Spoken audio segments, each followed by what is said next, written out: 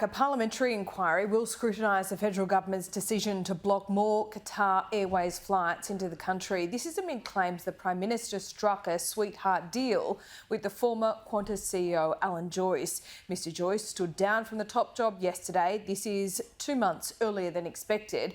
And that means this is Vanessa Hudson's first day in the job. Joining me live now is the Shadow Finance Minister Jane Hume. Thanks so much for your time. What do you hope to uncover from this Senate inquiry?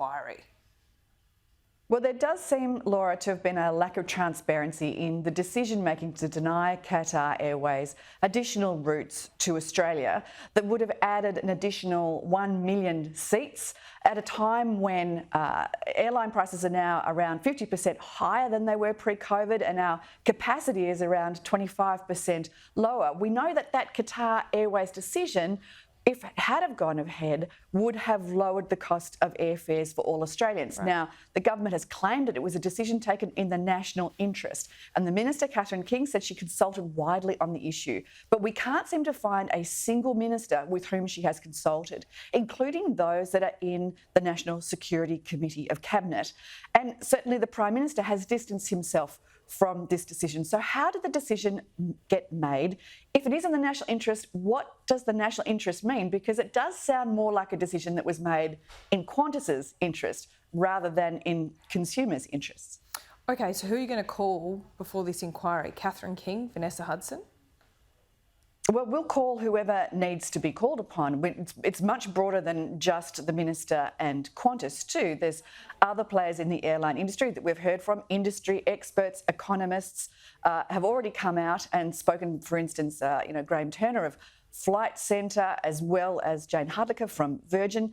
All of these commentators and players in the industry will have a position on this. We want to understand what it is that's been behind the decision and what the implications of that decision are. Yeah, that's fine with Jane and Graham to call them, but if you actually want to get answers, isn't it Catherine King and Vanessa Hudson that can provide them, or the Prime Minister himself?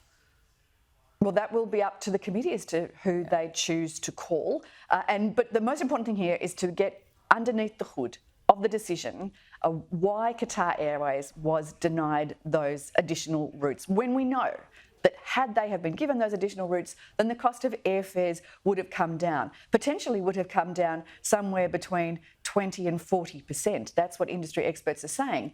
And now that there's increased pressure, not just from industry participants, but also from Labor premiers from other states, even from Wayne Swan, we've got to start scratching our heads and say, have they made the wrong decision here? And is there an opportunity to reverse it? If not, why not? Because Australians are paying the price. Well, this is Vanessa Hudson's first day. She's been the CFO. She's been at Qantas for decades upon decades.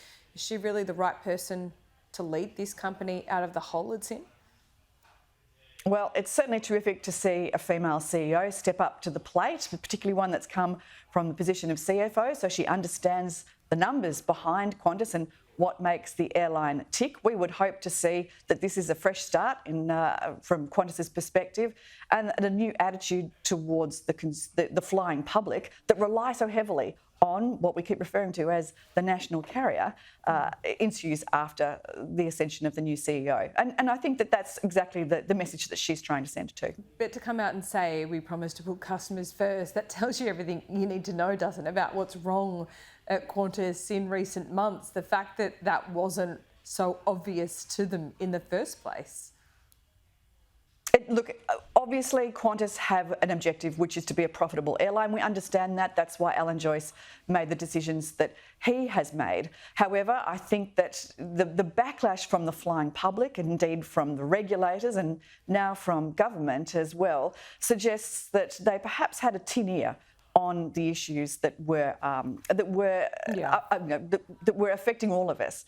The good news is, I think that we can draw a line in the sand and move on, but at the same time, we want to make sure that the government is doing its part in unwinding what does seem to be a very cosy relationship between the current government and Qantas, because that decision to deny Qatar Airways, well, I mean, what was different when the coalition was in power for a decade? Well, that decision to deny Qatar Airways at the expense of the flying public, at a cost to ordinary Australians, I think is a significant one that does need to be unpacked. At the last time that similar decisions that were made that the government is now pointing to, Minister McCormack made in the previous government, that was at a time when airlines were airfares were at record lows, not record highs. Why was this decision made during a cost of living crisis? And that's really the questions that we want to have answered by the Are you in danger of over-egging your support perhaps for Qatar here, given there has been no apologies for that horrific incident that happened on their aircraft regarding women? The event that occurred to those women was just extraordinary. It was appalling. And my understanding is that at the time we worked quite closely with the Qatari government to ensure that there was indeed an apology issued. However, there's probably still some questions to answer there, and certainly there is an ongoing legal case, which I'm not going to comment on because it is still within the courts. That said, this is a very separate decision, and the separate decision is one about the cost of airfares and whether this government has made decisions to limit competition in a market where it knows prices are now artificially inflated.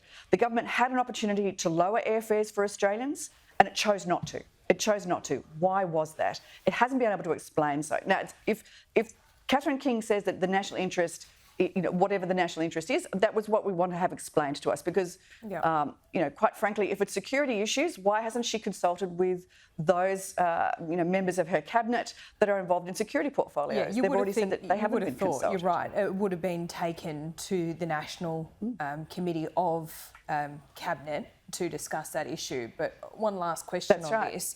When we talk about that horrific incident that happened on Qatar Airways, would you blame the government if they might not be able to say publicly, but if that weighed on their thinking in this decision?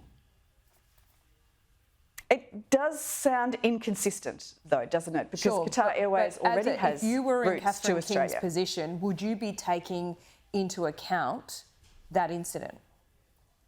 Well, if she is taking that incident into account, should she not be more explicit about that? And if she has taken that into account, that's, let's face it, is a human rights issue.